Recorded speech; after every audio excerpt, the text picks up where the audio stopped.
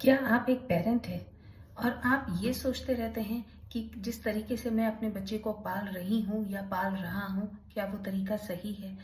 क्या आपको ये लगता है कि एक सर्टेन एज पे आके आपके बच्चे ने आपको अलग जवाब देने शुरू कर दिए, अलग तरीके से बिहेव करना शुरू कर दिया है और आपको ये लगता है कि आपके परवरिश में कहीं कोई कमी रह गई है और आपको अलग-अलग तरीके के चैलेंजेस फेस करने पड़ रहे हैं?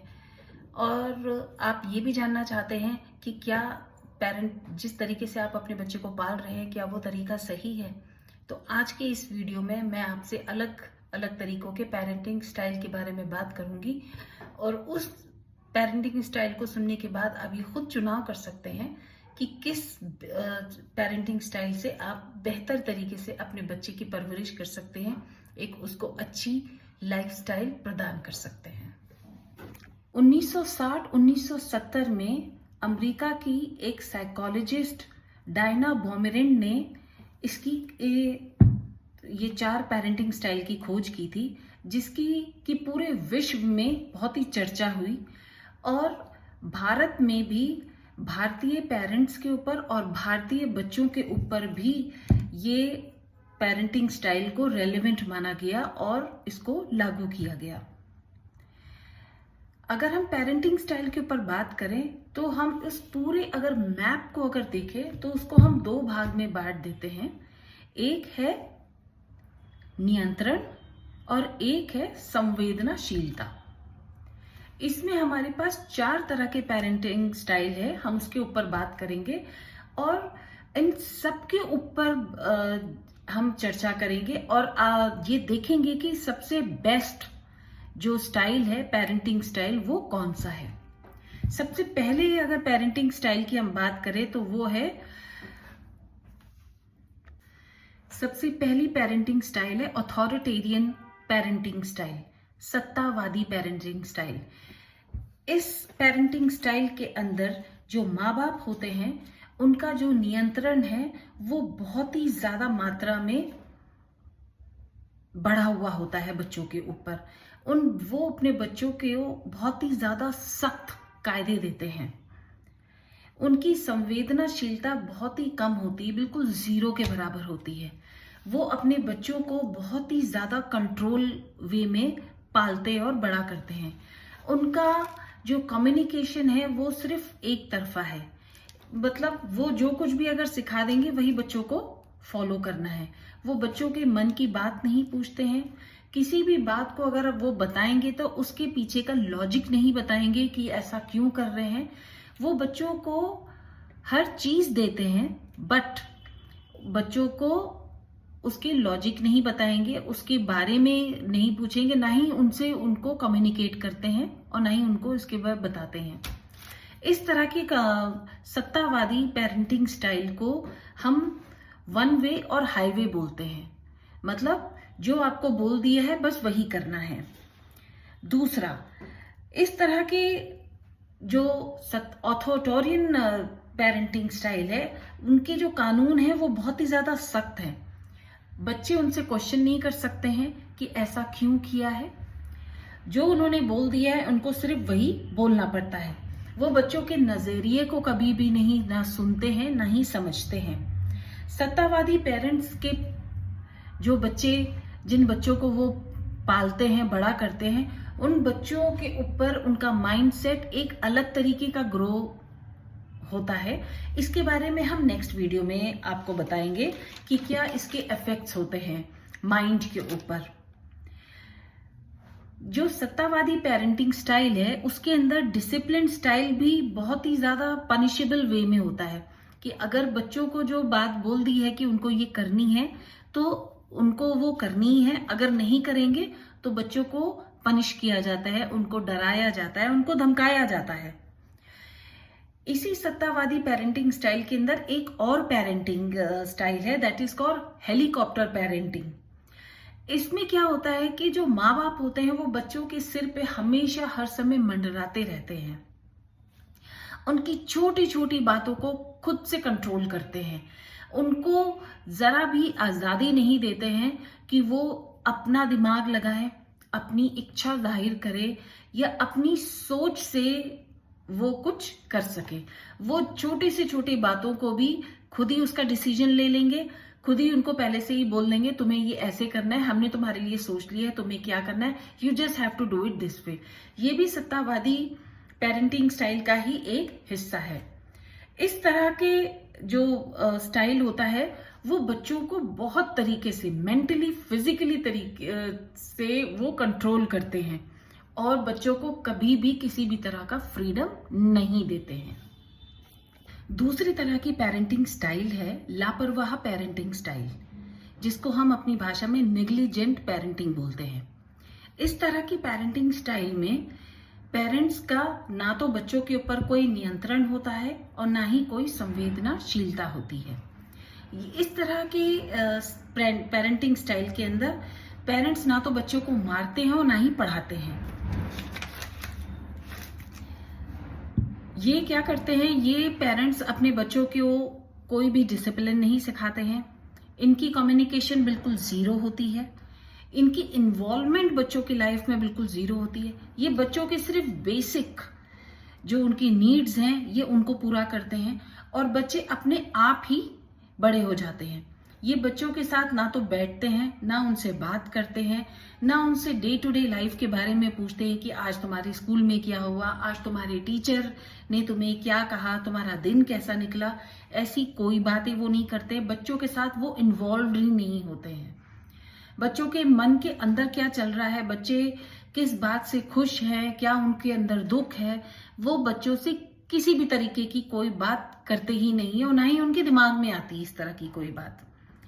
ये बच्चों को ना तो डिसिप्लिन देते हैं और ना ही बच्चों को प्यार देते हैं। ये बच्चों को बिल्कुल ही ओपन उसके अंदर रखते हैं एनवायरनमेंट के अंदर कि बच्चे अपने आप ही पल रहे हैं और अपने आप ही बढ़ रहे हैं। बच्चों के साथ भावना उनकी क्या उनके अंदर चल रहा है, कैसी उनकी स्थिति है, कैसी मनोस्थिति है, उसके बारे में उनकी कोई चर्चा नहीं होती, कोई बात नहीं होती। ये बच्चों की बेसिक जरूरतें पूरी करते हैं। बच्चों को जो एक बेसिक कोचिंग की मेंटोरिंग की जरूरत होती है ये वो भी नहीं देते हैं। इस तरह की लापरवाह पेरेंटिंग स्टाइल को भी गलत माना गया है। तीसरी पेरेंटिंग स्टाइल के बारे में अगर हम बात करें तो वो है permissive parenting style, that is अनुमतिवादी पेरेंटिंग स्टाइल। इस पेरेंटिंग स्टाइल के अंदर संवेदनाशीलता की मात्रा बहुत ही ज्यादा होती है और पेरेंट्स का बच्चों के ऊपर कोई नियंत्रण नहीं है, लगभग जीरो है। और इस तरह के पेरेंट्स बच्चों को अपना दोस्त मानते हैं और वो उनके ऊपर किसी भी तरह के कायदे और किसी भी तरह के कानून नहीं लगाते हैं। बच्चों को उन्होंने हर तरीके से एक फ्रीडम दिया हुआ होता है।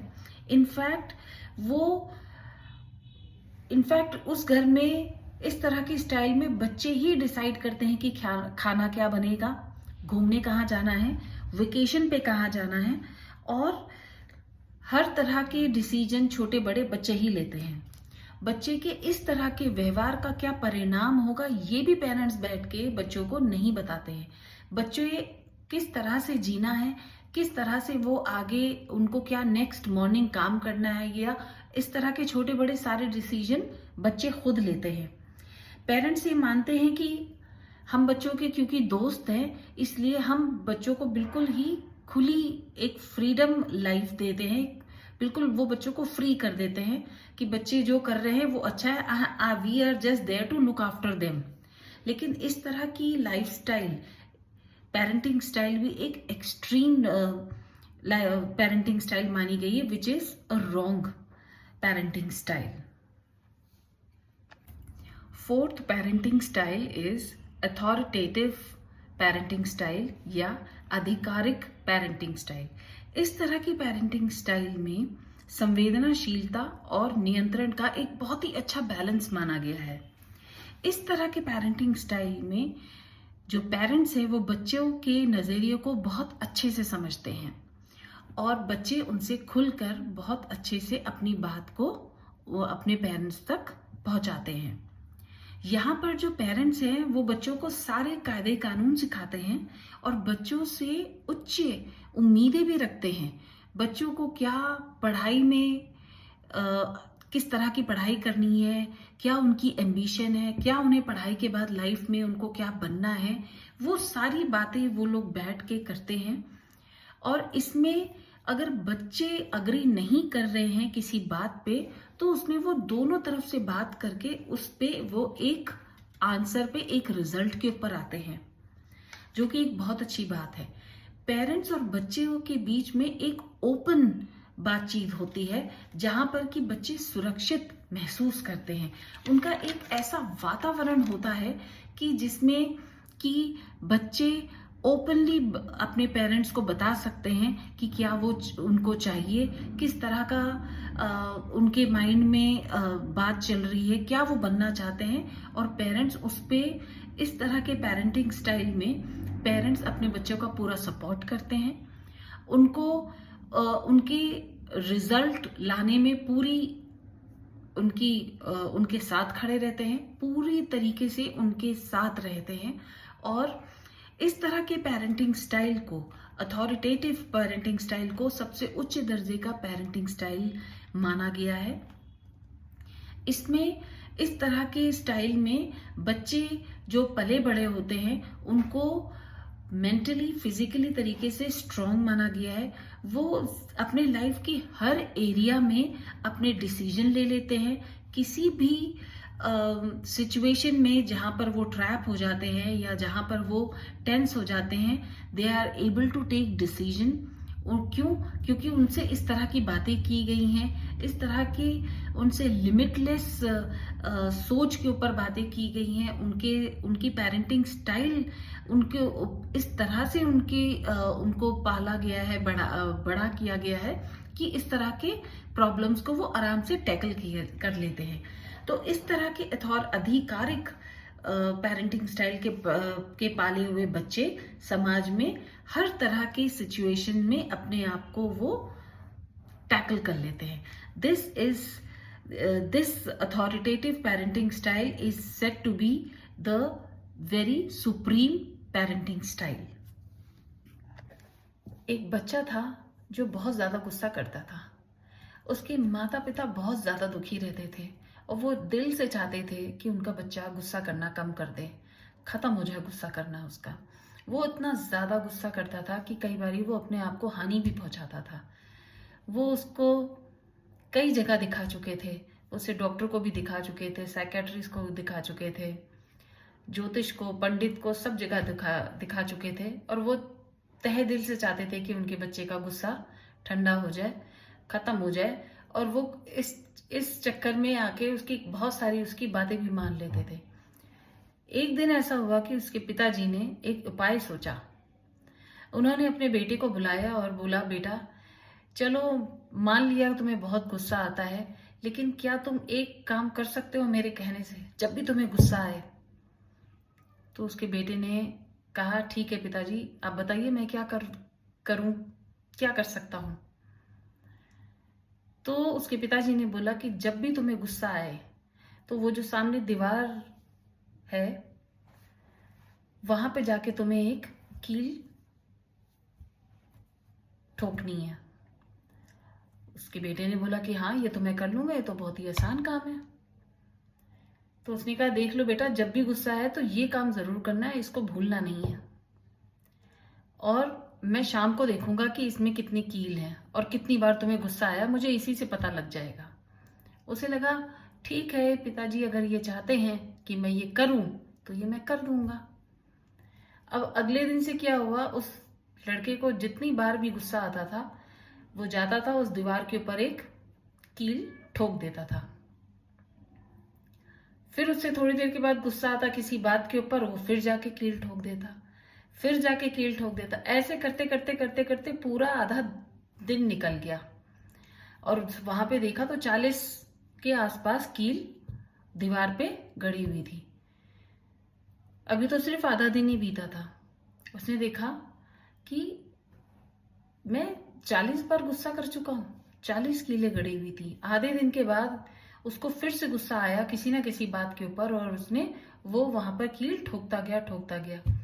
शाम को जब उसके पिताजी घर आए तो उसके पिताजी ने देखा कि उस दीवार पे 65 कीलें गड़ी हुई थी। उसने कहा ठीक है बेटा, कल भी आपको यही करना है। उसने कहा ठीक है पिताजी, मैं कल भी कर दूंगा। जब अगले दिन उसके पिताजी गए, उसको गुस्सा आना शुरू हुआ। उसने फिर से कील उठाई और जितनी बार उसको गुस्सा आ रहा था उतनी बार वो जाके दीवार पे कील ठोक रहा था। दूसरे दिन भी इस तरह से उसने किया। तीसरे दिन भी उसके पिताजी ने कहा कि बेटा कील जरूर ठोकना जब भी गुस्सा आएगा। उसने कहा ठीक है पिताजी, मैं ठोक दूंगा। चौथे दिन भी उसने ये किया, पांचवें दिन भी उसने ये किया। फिर उसके बाद उसने ये सोचा, मैं जितनी बार गुस्सा करता हूं उतनी बार जाके मेरे को कील ठोकनी पड़ती है। क्या करूं, मैं गुस्सा करके रह नहीं देता हूं, मेरे को कील नहीं ठोकनी है अब जाके। और उसने गुस्सा ही नहीं किया। शाम को जब उसके पिताजी आए तो उन्होंने देखा कि दीवार पे सिर्फ कुछ ही कीलें गड़ी हुई हैं और वो उस दिन की सिर्फ उतनी ही थी। तो उसने कहा कि बेटा तुमने कील सिर्फ इतनी ही गाड़ी उसने आज दीवार पे। उसने कहा पिताजी, बार बार जाके मुझे वो कील दीवार के ऊपर गाड़नी पड़ रही थी, ठोकनी पड़ रही थी, तो मैंने सोचा छोड़ो, मैं गुस्सा ही नहीं करता हूं। और उसके बाद मैंने कील ही नहीं ठोकी और गुस्सा भी नहीं किया। तो उसके पिताजी को सुन के बहुत अच्छा लगा, क्योंकि वो तो मन ही में जान गए थे कि वो जो करवाना चाहते थे वो उसके समझ में आ गई है उसके बेटे के बात। अगले दिन सुबह जब वो उठा तो बड़ी देर तक, उस दिन उसके पिताजी काम पे नहीं गए थे। अगले दिन जब वो उठा तो बड़ी देर तक उसके पिताजी सोचते रहे कि शायद इसे अब गुस्सा आएगा और ये जाएगा जाके कील ठोकेगा। थोड़ी देर बीत गई, फिर उसके बाद उसके पिताजी ने सोचा कि अब जाएगा वो, अब कील ठोकेगा, लेकिन वो गया ही नहीं। लगभग आधा दिन निकल गया था। फिर उसके बाद उसके पिताजी ने उसने लड़के को अपने बुलाया और कहा कि बेटा तुमने तो अभी तक कोई कील ही नहीं गाड़ी, आधा दिन भी निकल गया। उसने कहा पिताजी मुझे गुस्सा ही नहीं आ रहा है, छोड़ो, मुझे कोई कील नहीं गाड़नी है और मुझे कोई गुस्सा नहीं आ रहा है, अब रहने देते हैं, मुझे बिल्कुल भी गुस्सा नहीं करना है किसी भी बात के ऊपर, और ये कील तो मुझे बिल्कुल भी नहीं ठोकनी है। उसके पिताजी ने उसको अपने पास बुलाया, बिठाया, उसकी पीठ थपथपाई और बोला बेटा यही मैं चाहता था कि तुम्हें ये लेसन मिले। अब वो कहता है कि पिताजी लेकिन इन कीलों का क्या करना है? तो वो बोलता है जाओ अब जाके सारी कीलें निकालो। अब वो जाता है और जाके सारी कीलें निकालनी शुरू करता है। कीलें निकालते निकालते उसके पसीने छूट जाते हैं, लेकिन वो क्योंकि उसने वो गाड़ी थी, कोई कील वो ज्यादा गाड़ता था गुस्से में, कोई वो कम गाड़ता था, ठोकता था, और इस तरह से सारी कीलें उसने दीवार के ऊपर, पूरी ऑलमोस्ट सारी दीवार भरी हुई थी उसने, और वो उन कीलों को निकालते निकालते निकालते उसकी पसीने छूट गए, थक गया वो बुरी तरीके से। और फिर उसके बाद जब उसने बहुत सारी कीलें सारी निकाल दी, ऑलमोस्ट सारी ही निकाल दी, तब उसने अपने पिताजी को बोला पिताजी मैंने ये सारी कीलें निकाल दी हैं। उसके पिताजी ने कहा देखो बेटा अब ये दीवार कैसी लग रही है? उसने कहा पिताजी ये दीवार तो सारी खराब हो गई, ये दीवार के ऊपर एक भी कील का निशान नहीं था और अब तो ये दीवार कितनी खराब लग रही है, इस दीवार की तो मरम्मत करानी पड़ेगी। उसके पिताजी ने कहा हाँ बेटा इस दीवार की तो हम मरम्मत करा देंगे और दीवार ठीक हो जाएगी, लेकिन जितनी बार तुमने गुस्सा किया और सामने वाले को जो भी तुमने शब्द बोले, जो भी तुमने जिस भी तरीके से अपना गुस्सा उसके सामने जाहिर किया, तो जो निशान उसके मन में, उसके मस्तिष्क में पड़े हैं ना, वो नहीं आप ठीक कर पाओगे किसी भी चीज से। इसलिए जब हम गुस्सा करते हैं तो हम सामने वाले को ज्यादा ठेस पहुंचाते हैं और उसकी कोई भरपाई नहीं हो पाती है। उन शब्दों से जो निशान हमारे हृदय में, हमारे मन में लग जाते हैं, वो वहीं वैसे ही रहते हैं, वो किसी भी तरीके से ठीक नहीं किया जा सकता है। ये सुन के उसके बेटे को बहुत ही ज्यादा पश्चाताप का एहसास हुआ और उसको एहसास हुआ कि इतने दिनों से वो जो गुस्सा कर रहा था, छोटी बातों पे, बड़ी बातों पे, और अपने अपने साथ साथ अपने अपने आप को तो वो खैर हानि पहुंचा ही रहा था, लेकिन उसने उस गुस्से के कारण ना जाने कितने लोगों का दिल दुखाया है, उसने कितने लोगों से दुश्मनी ली है। अब वो कैसे ठीक करेगा? लेकिन उसके पिताजी को ये इतनी इस बात की खुशी थी कि वो अपने पुत्र को, अपने बेटे को एक सही दिशा की ओर लेके आ गया। उसने उसका गुस्सा खत्म करा दिया। एज अ पेरेंट हम इसी तरह की चुनौतियों का सामना करते हैं और उसका कोई ना कोई हल जरूर निकालते हैं। ये भी एक तरीके का स्टाइल है जिसमें कि पेरेंट्स इस तरह की चीजें लेके आते हैं कि जिससे कि वो अपने बच्चे को किसी ना किसी जहां पर वो भटक गए हैं, जहां पर वो गलत रास्ते पे चल दिए हैं, जहां उनकी सोच, उनका नजरिया अलग हो गया है, तो ये पेरेंट ही हैं जो अपने बच्चों को एक सही दिशा की ओर लेके आने में कोई कमी नहीं उठाते हैं।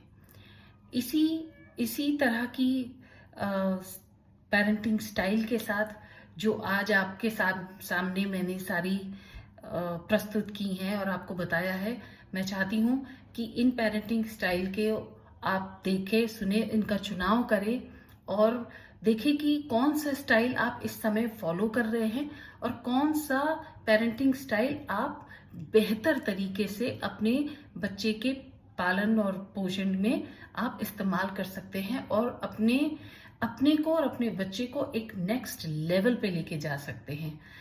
तो इसी उम्मीद के साथ आज मैं गौरी श्रीवास्तव आपसे विदा लेती हूँ और अपनी जितनी भी आपकी कमेंट है और जो भी जानकारी आपको मिली है या जो भी जानकारी चीज़ें आप मालूम करना चाहते हैं, आप ज़रूर मुझसे मालूम कर सकते हैं।